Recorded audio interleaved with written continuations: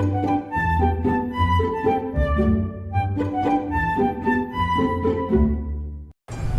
Friends, நாங்கள் இப்போ எங்கே போயிட்டுருக்கோன்னு பார்த்தீங்கன்னா, அதாவது வந்து சென்னையிலேருந்து வந்து புதுக்கோட்டை போயிட்டுருக்கோம்.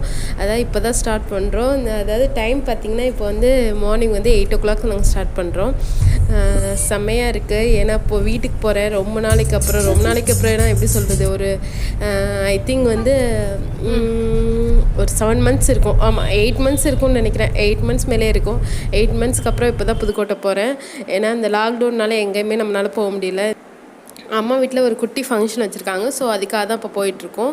இப்போ பார்த்திங்கன்னா நாங்கள் மவுண்ட் ரோடு வந்தாச்சு. கொஞ்சம் டிராஃபிக்காக தான் இருக்குது. நாங்கள் இன்னும் இயர்லியாக எழுந்திரிச்சு எப்படியாவது கிளம்பி போயிடலான்னு பார்த்தோம். ஒரு 5 o'clock அது கிளம்புனா கொஞ்சம் இயர்லியாக போயிடலான்னு பார்த்தோம், டிராஃபிக் இருக்காதுன்னு. பட் வந்து அந்தளவுக்கு அவ்வளோ சீக்கிரமாக நம்மளால் எழுந்திரிக்க முடியல. அப்புறம் பார்த்திங்கன்னா நான் சரி டிஃபன் எங்கே ஹோட்டல்லாம் சாப்பிட வேணாம்னு சொல்லிட்டு எப்படியும் லஞ்சுக்கு வீட்டுக்கு போயிடுவோம். ஸோ டிஃபன் எப்படியாவது நம்ம வீட்டில் செஞ்சிடலாம் சொல்லி மார்னிங் வந்து ஒரு 6 o'clock எழுந்திரிச்சிருப்பேன்னு நினைக்கிறேன். 6 o'clock எழுந்திரிச்சிட்டு இட்லி ஊற்றி கொஞ்சம் சட்னி அரைச்சிட்டேன். ஸோ அது ஏன்னா எப்பி தென் வந்து அவங்க டேடி தான். ஸோ நாங்கள் 3 பேர்னால ரொம்ப ஈஸியாகவே முடிஞ்சிச்சு, கொஞ்சம் ஃபாஸ்ட்டாகவே செஞ்சுட்டேன். இப்போ அதை தான் எடுத்து போயிட்டுருக்கோம். சரி சென்னை தாண்டினதுக்கப்புறம் சாப்பிட்லாம், இப்போ தானே 8 o'clock ஆகுதுல்ல. எல்லாருக்குமே இந்த லாக்டவுனில் வந்து எப்படா வெளியில் போகணும், ஏதாவது லாங் ட்ரிப் போனால் நல்லாயிருக்குமே அந்த மாதிரி தான் இருந்துச்சு. எனக்கெலாம் அப்படி தான் இருந்துச்சு. சரி அதுக்காக தான் மெயினாக அந்த ட்ரிப் பிளான் பண்ணது. அதாவது வந்து இப்போ ஆன்லைன் கிளாஸஸ் வந்து எடுத்துகிட்ருக்கேன், ஜாவா அண்ட் வெப் டிசைனிங்க்கு.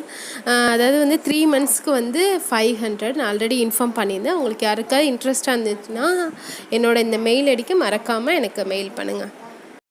நீங்கள் கொஞ்சம் லாங் ட்ரிப் போகும்போது பசங்களுக்கு வந்து புக்ஸு தனியாக ஒரு செப்பரேட்டான பேக் எடுத்துக்கோங்க. அதில் புக்ஸு தென் வந்து கலர் பென்சில் ஸ்கெட்ச் இது மாதிரி போட்டால் அதுலேயே வந்து அவங்களுக்கு வந்து அப்படியே டைம் பாஸ் ஆகிரும். ஸோ நம்மளை டிஸ்டர்ப் பண்ண மாட்டாங்க, அவங்க அந்த ஒர்க்கே பார்த்துட்ருப்பாங்க. அதனால் மறக்காமல் அந்த மாதிரி பேக் ரெடி பண்ணி எடுத்துகிட்டு வந்துடுங்க எங்கே போனாலுமே. நாங்கள் பார்த்தீங்கன்னா இன்றைக்கி எங்கேயுமே இறங்குற மாதிரி இல்லை, பிளான் இல்லை. அதாவது ஸ்ட்ரெயிட்டாக வந்து சென்னையில் ஸ்டார்ட் பண்ணி அதே இடையில வந்து எங்கள் பிரேக்ஃபாஸ்ட் மட்டும் ஏதாவது ஒரு மரத்தில் சாப்பிட்டு தென் வந்து ஸ்ட்ரெயிட்டாக ஊருக்கு போகிற மாதிரி தான் பிளானு. ஏன்னா வந்து இந்த டைமில் வந்து நம்ம இறங்கி எந்த பிளேஸ்லையும் இறங்கி ஏறுறதுலாம் கரெக்டான இது இல்லை இந்த கொரோனா டைமில். ஸோ அதான் சேஃபாகவும் இருக்கும்னு நினைக்கிறோம். ஸோ இப்போ டார்கெட் வச்சு தான் போகிறோம், ஒரு 1 o'clock வீட்டுக்கு ரீச் ஆகிடணும்னு சொல்லிட்டு. அந்த மாதிரி தான் இப்போது ட்ரைவ் பண்ணிகிட்ருக்காரு அவங்க டேடியும்.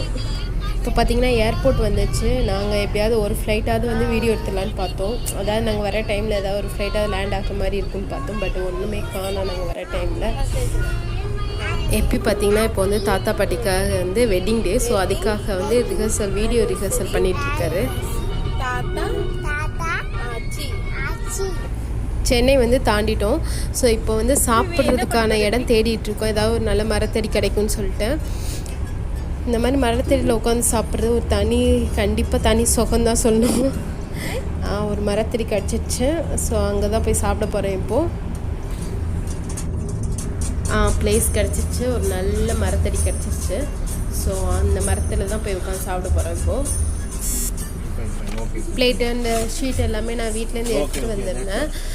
ஸோ அதுதான் இப்போ எப்பிக்கு ரொம்ப பசின்னு நினைக்கிறேன். அதான் அவர் ரெடியாக இருக்கிறாரு.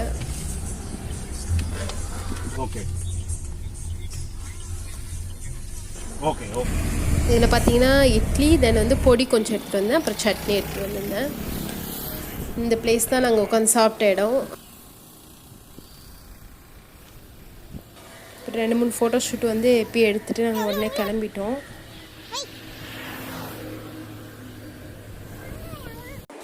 நிறைய கார் போயிட்டே தான் இருந்துச்சு, எங்கள் பின்னாடி நிறைய கார் வந்துகிட்டே தான் இருந்துச்சு. எல்லாம் லாக்டவுன் முடிஞ்சோடனே எல்லாம் கிளம்பிட்டாங்க போல் எங்கேயாவது போகலான்னு சொல்லிட்டு. எப்பொழுதுமே நார்மலாக வந்து திருச்சி டு சென்னை ரோடு வந்து எப்பொழுதுமே பிஸியாக தான் இருக்கும் அப்படின்னு சொல்லுவாங்க. அண்ட் நாங்களும் ரொம்ப ஃபாஸ்ட்டாக போயிட்டுருக்கோம். ஏன்னா சரி கொஞ்சம் ஏர்லியாக போகணுங்கிறதுக்காக. ஏன்னா ஆல்ரெடி சொல்லியிருந்தேன் ஒரு 1 o'clock நாங்கள் டார்கெட் வச்சுருக்கோம். ஸோ அதனால் ஃபாஸ்ட்டாக தான் போயிட்டுருக்கோம். பாருங்கள் எவ்வளோ கார் நிற்கிதுன்னு இந்த டோல்கேட்டில் பார்த்தாலே தெரியும். எல்லா ரூமுமே ஃபுல்லாக தான் இருக்குது. இந்த டைமில் நம்ம எங்கேயுமே இடையில இறங்காமல் அதாவது ரீச் ஆகிற வரையும் நம்ம போகிறது தான் நல்லது, அதான் சேஃபும் கூட. திருச்சி தாண்டிட்டோம், இன்னும் 1/2 hour வீட்டுக்கு போயிடுவோம். ஓகே ஃப்ரெண்ட்ஸ், ஊருக்குள்ளே என்ட்ரு ஆயாச்சு. என்னோடய ஊர் வந்து புதுக்கோட்டையில் உள்ள ஒரு சின்ன கிராமம் தான். ஸோ ரொம்ப நாளைக்கு அப்புறம் எல்லோரையும் பார்க்க போகிற எக்ஸைட்மெண்ட்டில் இருக்கேன். ஸோ கண்டிப்பாக உங்களுக்கு இந்த மாதிரி ஸ்டோரி ஏதாவது இருக்கும். ஏன்னா அந்த லாக்டவுனில் நிறைய பேர் மீட் பண்ணாமல் இப்போ மீட் பண்ணால் அந்த ஸ்டோரி ஏதாவது இருந்தால் கமெண்ட் பண்ணுங்கள்.